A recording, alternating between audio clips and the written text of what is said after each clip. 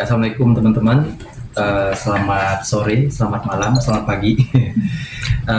Alhamdulillah hari ini bisa bersilaturahim ya ke kantornya Pak Jenderal Bang Riki. Jadi hari ini adalah kita itu berkoordinasi terkait pelaporan kemarin di Polda yang sudah berjalan. Alhamdulillah kemarin update-nya kalau suratnya sudah diterbitkan untuk para terlapor sudah diterbitkan semua.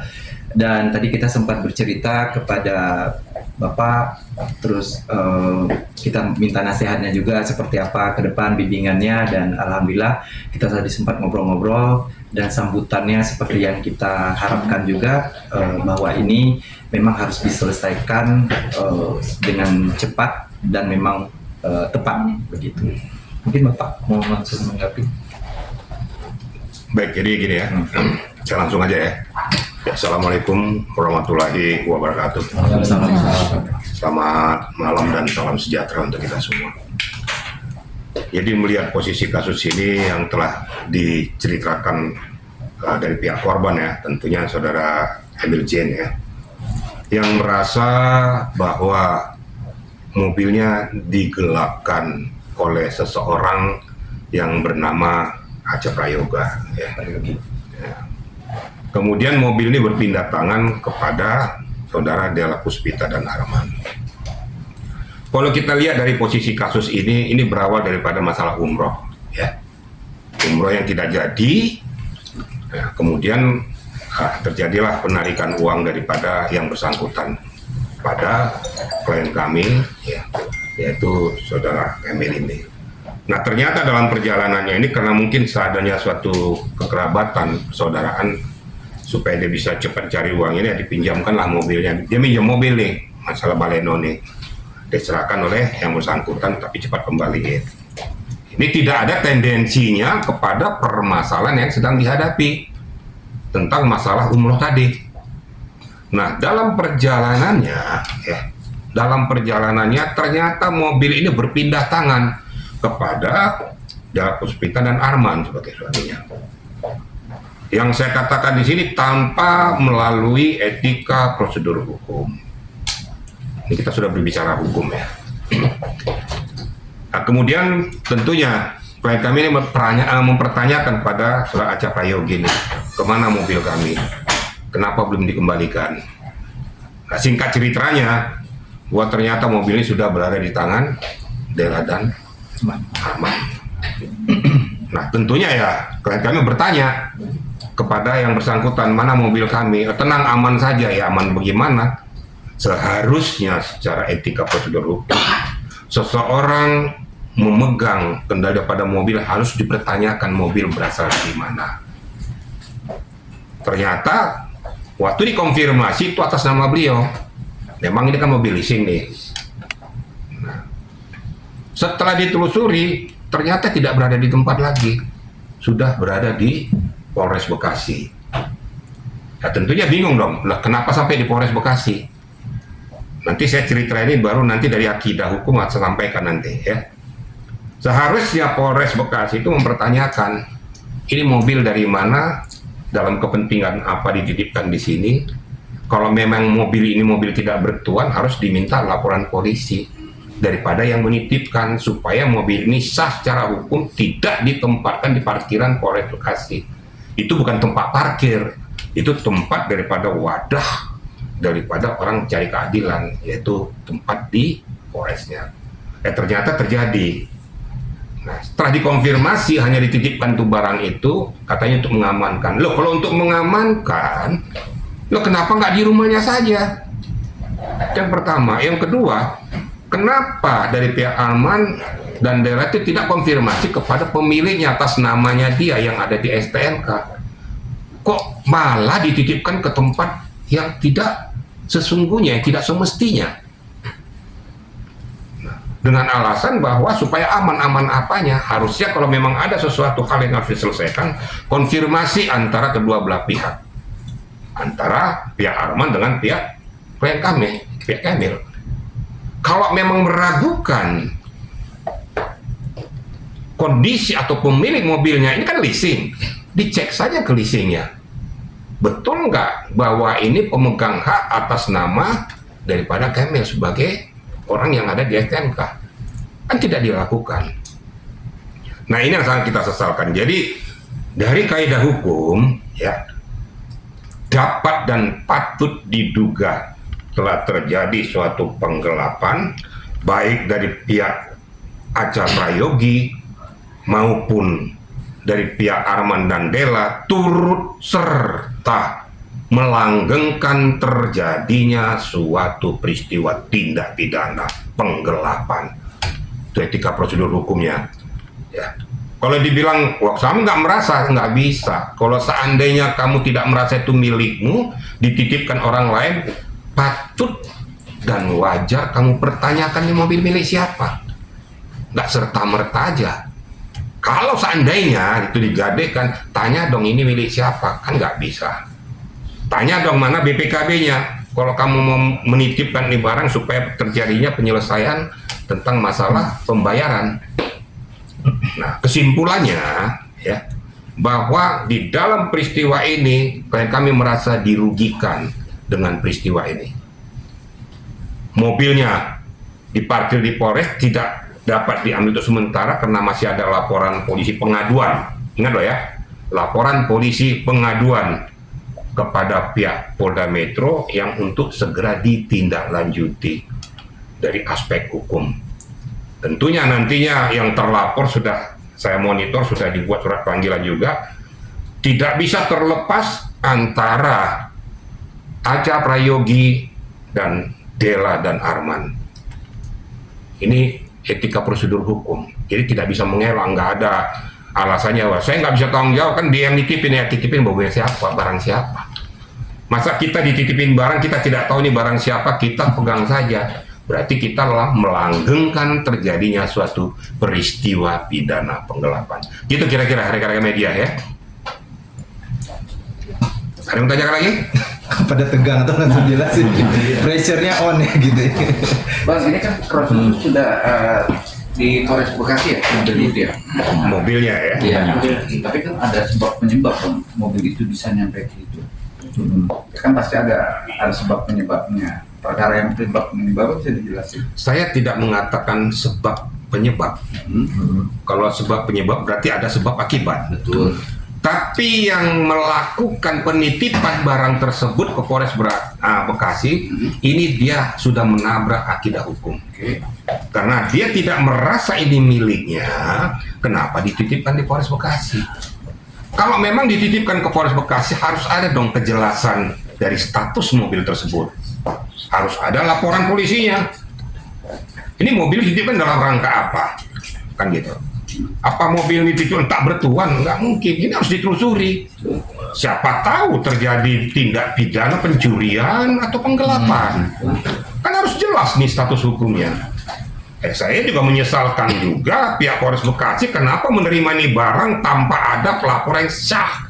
Hanya menitipkan saja.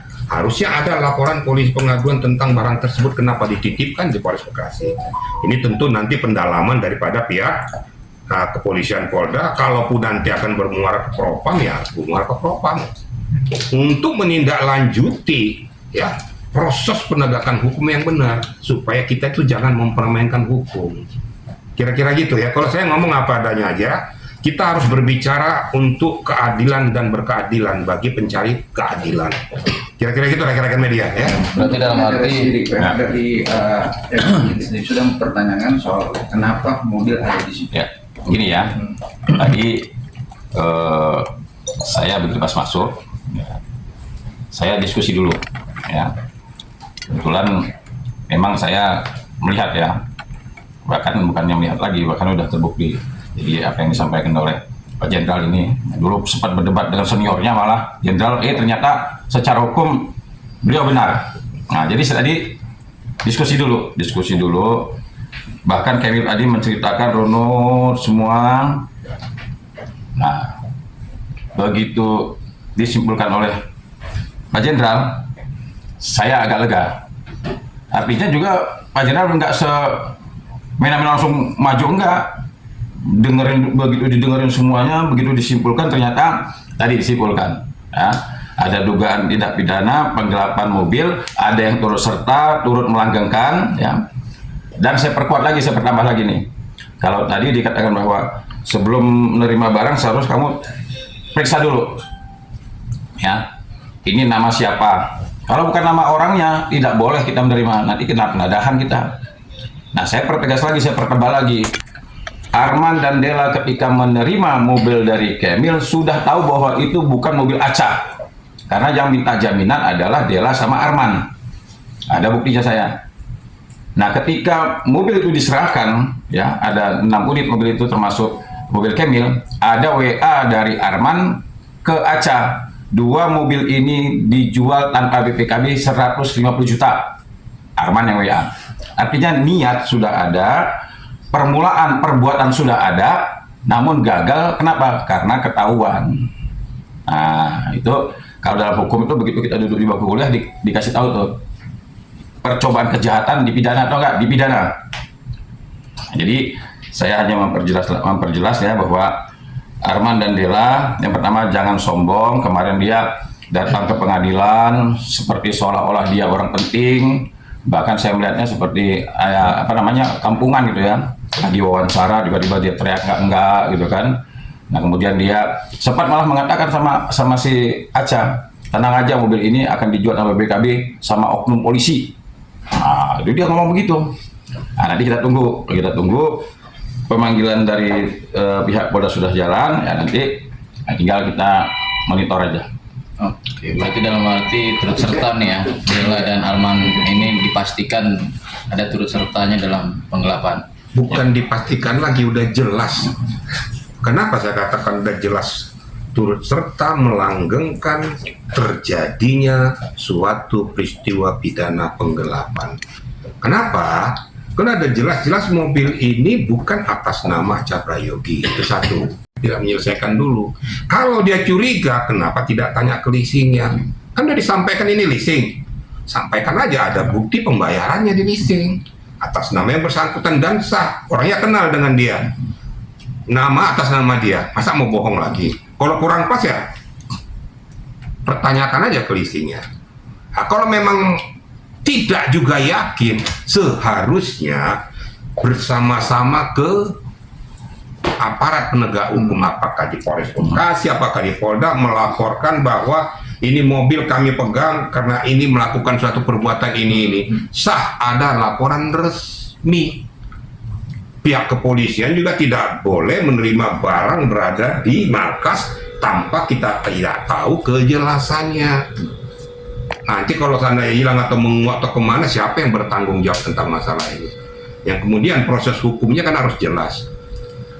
Dari semua peristiwa ini dapat saya simpulkan untuk sementara bahwa Arman dan Dela turut melanggengkan terjadinya suatu peristiwa pidana. Menhabiskan permasalahan ini dengan mengabaikan keberadaan pemilik yang syah. Karena tidak ada hukum sebab akibat utang piutang antara Kemil Jen dengan Dela juga. Nggak ada istilahnya permasalahan utang piutang ataupun permasalahan uang antara Kemil Jen dengan Aca Prayogi. Karena itu kan dipinjam sebagai teman ya dia lakukan. Ternyata dia dikangkangi di belakang ini. Ternyata dia diselingkuhi. Kalau nggak dikatakan ternyata dia melakukan perbuatan kejahatan terhadap temannya sendiri. Akibatnya dia mengalami kerugian itu. Layak dan patut untuk melaporkan kepada pihak kepolisian sebagai aparat penegak hukum untuk menindaklanjuti peristiwa ini.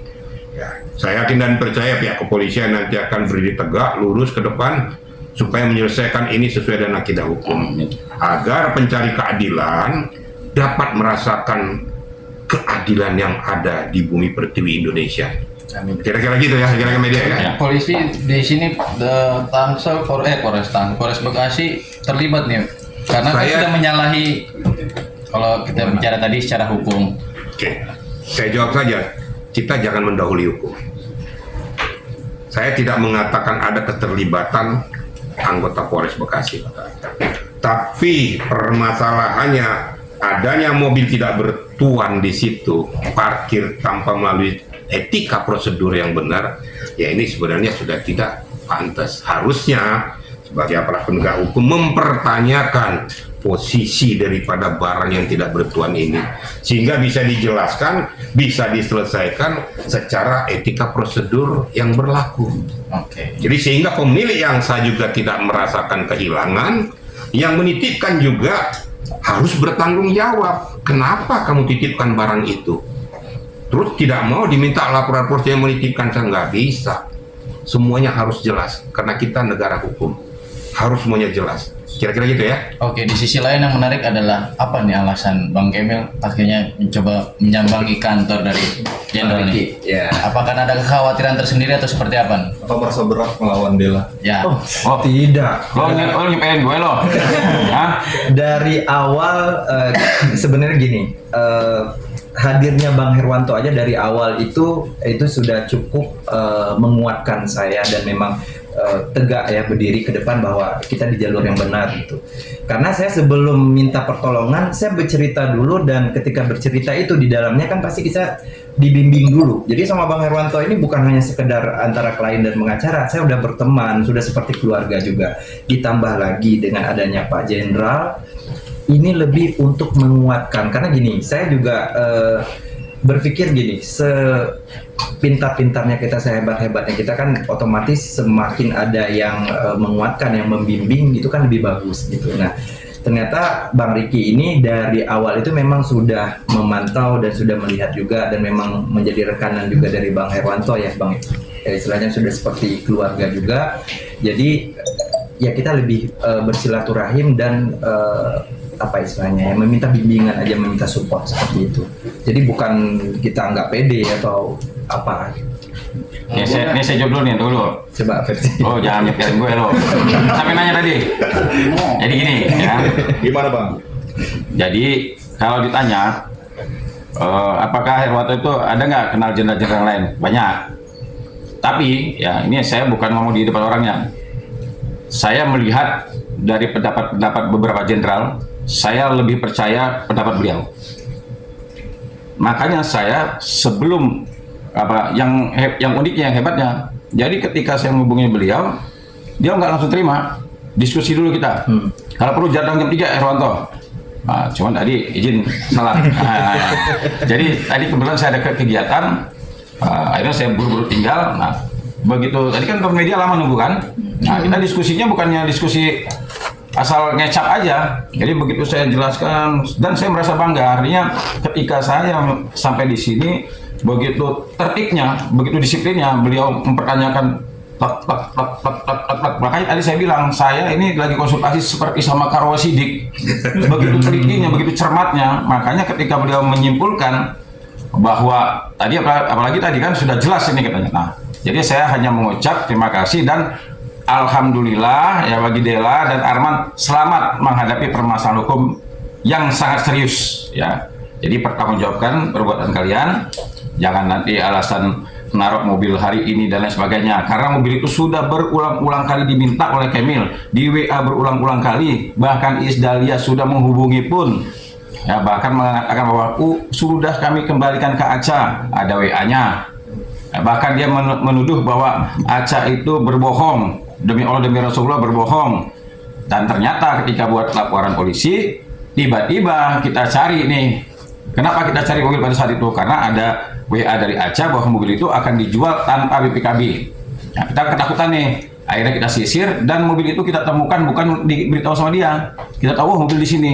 Begitu kita sampai di sana, semua orang menyaksikan itu ditaruh sama Dela dan Arman.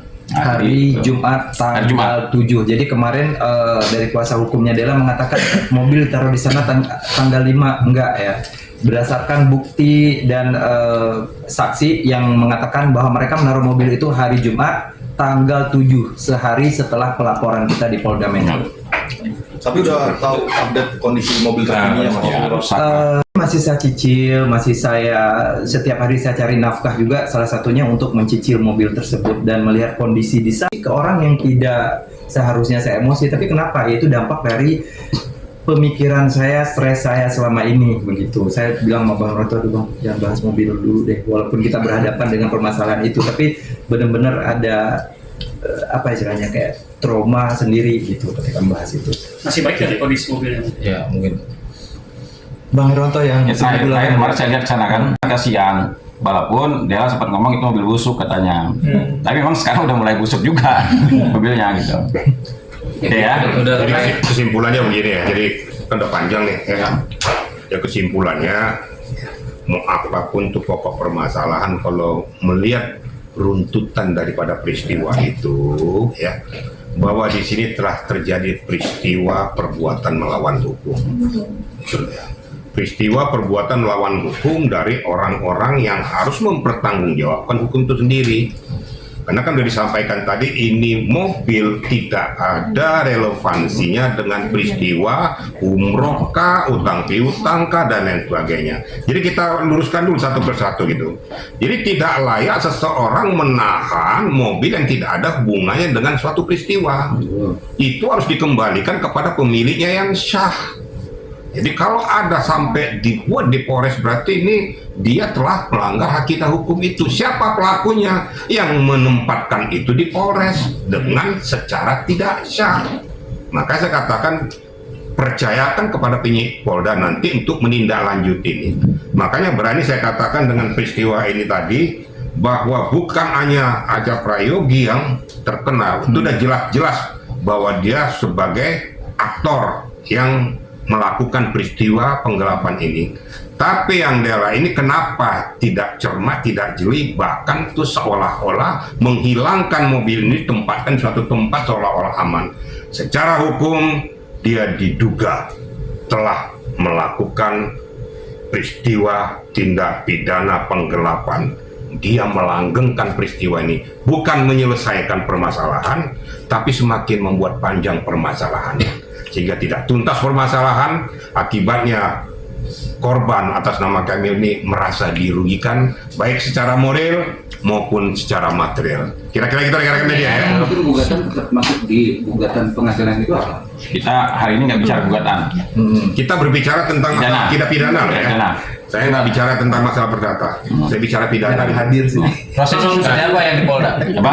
Prosesnya seperti apa di Polda? Sudah sejauh mana? Oh iya kan udah dipanggil. Jadi Surat udah prosesnya- turun dipanggil.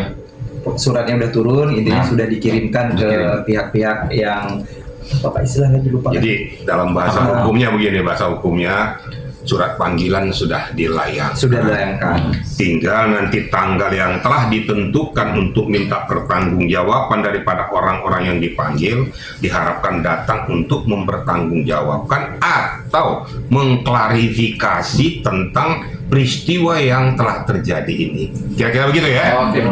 Pertanggung jawabannya berupa apa sih kalau itu? Pemanggilannya sudah ada Maka atau sudah dilayangkan. Sudah dilayangkan. kapan kira tanggal pemanggilan?